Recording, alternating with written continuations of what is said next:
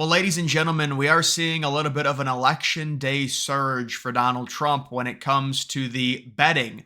Now, Donald Trump reached an all time high in terms of poly market specifically. But let me just, before I even get into the whole thing, guys, when it comes to the betting, I reference poly market, but all of them normally move in unison. So it's not just poly market. It's not just all these Republican people dumping money on Trump. This is the way these things go. When that Iowa poll came out, Kamala Harris jumped all the way up. On some markets, it was 50-50. People think, oh, it's just all Republicans betting. I'm just referencing this. They're all basically the same. Donald Trump right now around 60-40. That's what we're looking at. And guys, when it comes to the betting markets, you want to be in the lead going into election night on the betting markets. 10 out of the last 11 candidates that were favored going into election night won. The only exception was Trump in 2016 with the crazy comeback against Hillary. So guys, you want to be the favorite. It is not a perfect thing, but you want to be the favorite. When it comes to the betting markets going into election night, Donald Trump seems like he assuredly now will be the favorite. He withstood the fake Kamala surge where it got down to like 55-45, 44 to 46. Now it's about 63-37. This is very good news. Donald Trump up 3.5 points within the past over the past 24 hours. You can see there's the fake surge right there, and Trump has recaptured all the momentum. There it is being reported. There's record turnout in rural areas.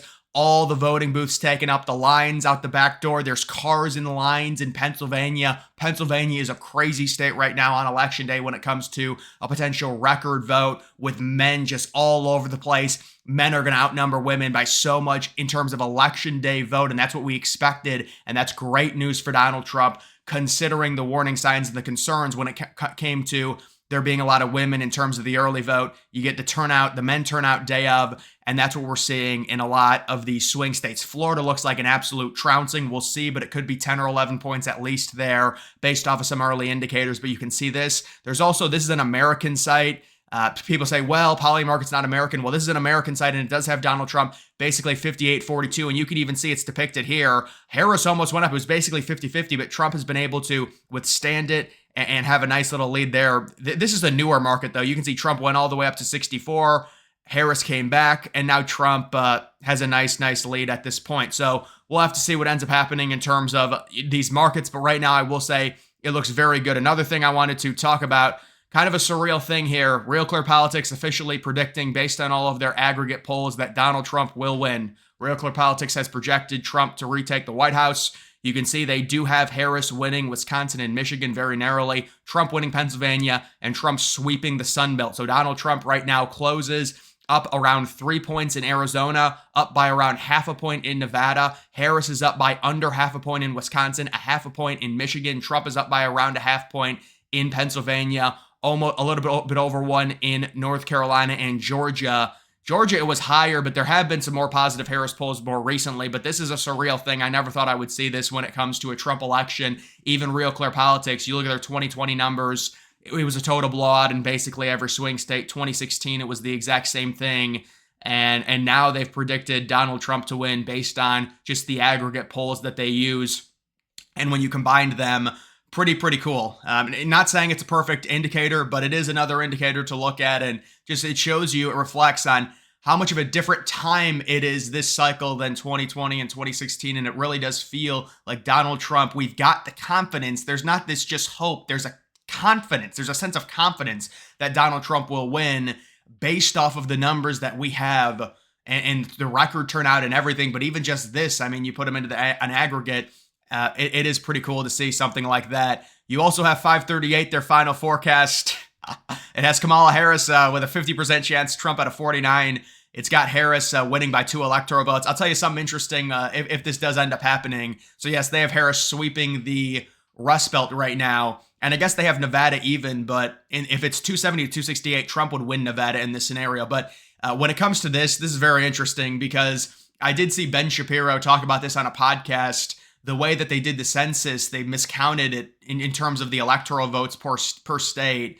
I believe both Texas and Florida should have one more electoral vote each. And then there's 2 liberal states. One of them is Delaware. I forgot what the other one is, but 2 liberal states should have 2 less. So If we see something like this, I'm going to tell you right now, Trump's going to take this to court because technically Trump should win this election 270 to 268 based on if they properly did electoral votes in terms of population. In 2020, they didn't do it properly in terms of the amount of population that Florida has relative to their popular votes because they've been getting more people into that state. It's a very interesting thing to watch. I don't think that's going to matter because I think Trump is going to win Pennsylvania. And you can see that Harris takes Pennsylvania by 0.1.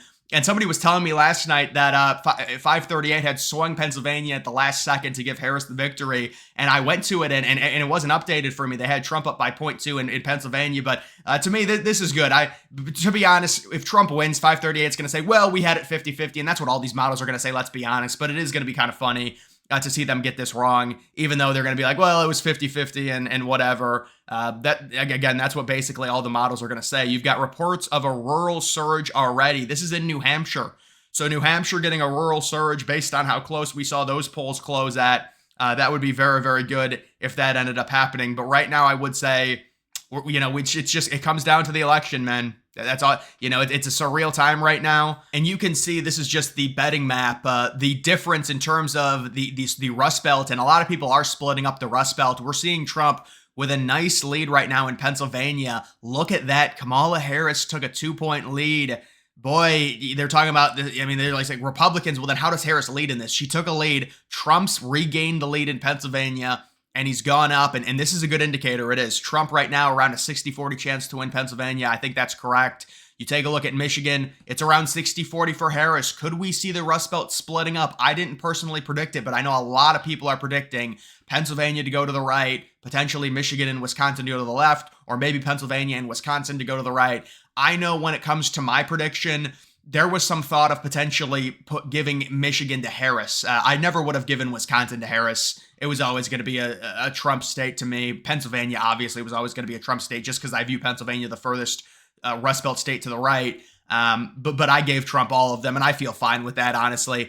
You can see Wisconsin, it's gotten, you had Harris, Trump was up pretty decently by about 20 there. It got very close. Harris ends up taking the lead by about 20, and now it's come back down. There's a lot of fluctuation right now with these markets, but you do have to like where Trump is, and he's going to close. Unless something absurdly crazy happens, he will close as the favorite according to all of the betting markets when it comes to 2024. He was nowhere close to the favorite in 2020, and he was nowhere close to the favorite in 2016, but 2016 was the exception to the rule. That's not something you could bank on in terms of having, a 10 to 20% chance in winning. You would much rather be the favorite, and Donald Trump is the favorite right now. The media is going to say, oh, it's a 50-50 election. It's very close.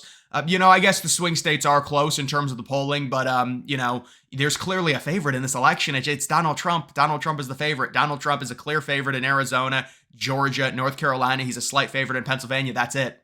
If you're a favorite in all those states, you're the favorite overall. In Nevada, you could argue it's 50-50. I would say it's very slightly a Trump lean. I would say Wisconsin, just in general, is around 50-50. Michigan, you could argue, is a very slight Harris lean at this point.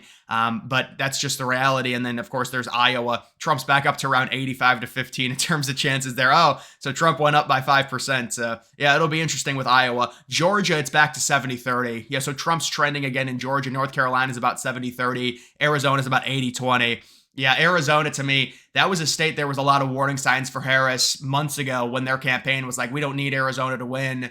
And it didn't seem like they really had much traction in Arizona this cycle. So it seems like Arizona possibly is going to be the one that's furthest to the right in terms of margin. That potentially could happen, depending on if you trust the Atlas Intel polls. They've also got Nevada at a surprising Trump victory. I know the big forecaster in Nevada, the liberal dude, it's all copium. He predicted Harris to win by 0.3. You can tell these liberals, their hearts are not in it, man. They know they're going to lose. They're like, oh, she might win. It's going to be close, maybe by 0.1. But listen, this is all Trump's hard work, all the rallies, everything, surviving in Pennsylvania. And it's all come together. And obviously there's nothing left you can do other than get people to vote. And after that, if people don't go vote for Trump after the whole coming back after the assassination attempt and everything, I think you're going to see a big reflection of a lot of these smaller cities, the rural cities, record turnout. And that's really what should happen this election. It really is. This should be a Trump victory. And, I'm going in, I'm expecting Donald Trump to win. I know there's people that say, oh, let's go in 50-50. No, I'm expecting Donald Trump to win this election. Absolutely. full stop, 100%. And that's my expectation when it comes to what's going to happen tonight. I've seen all the indicators.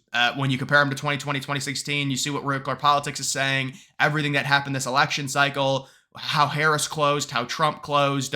I feel very confident Donald Trump will win this election. And that's just my opinion. Whether or not he gets 312, I think he's going to get 312, honestly. You could see maybe Michigan going left. You could see possibly Nevada. But, 312, 287, 306, it's all anecdotal. You just got to get the victory. And then we would also love a popular vote win. Even if it's by 0.1, 0.2, you would love a Republican popular vote win when it comes to this election and just a clean victory. And also that would help with the House races, because right now you could argue the House races, it's very hard to predict them because there's so many. But you could argue that maybe there's a slight liberal lean right now around 54, 55 in terms of the betting. Let me go down to the Senate's around 82 right now. Yeah, Moreno closed really strong. The House 52 Dem. If you look at this, I didn't want to go to that. Let me just go to the Senate map, and because Moreno closed very, very good. It wouldn't surprise me. He's at 61 still. I would imagine he would go up from here. He ended up leading the final Real Clear Politics numbers for the first time, since the beginning of the cycle, and he closed really, really strong. There were polls that had Moreno up by 3 or 4. It's because Trump's going to win Ohio by 9, 10, 11 points. You're not going to see that many split ballot votes with Moreno and Brown, so Moreno should win there. Sheehy's a lock to win. I've seen polls where Sheehy's up by 10 or 11. So you're going to get Ohio, you're going to get Montana, and then after that it becomes, obviously you're going to keep Florida, Texas with Ted Cruz. It becomes, is Arizona a possibility? We've seen Kari Lake kind of come up a little bit. We've seen Atlas Intel with them having Kari Lake win very narrowly. And we're wondering if Trump wins by 4.5, is that enough for Kari Lake? I think it is, but we'll have to see. And then you're looking at potentially one seat from the Rust Belt, possibly Hovde. Those polls have gotten very close. Possibly McCormick. You'd love to get 2 seats out of the Rust Belt if possible to get to around, 54, maybe even 55. And then when it comes to Nebraska, that independent who's really a liberal, it looks like it's not going to happen for him. So either way, guys, it looks very, very good. We will see. The House is still up in the air. If Trump performs well in terms of the popular vote, I think he'll end up winning it. But guys, that is going to do it for this video. Make sure you follow me on X. Link to that's always in the description.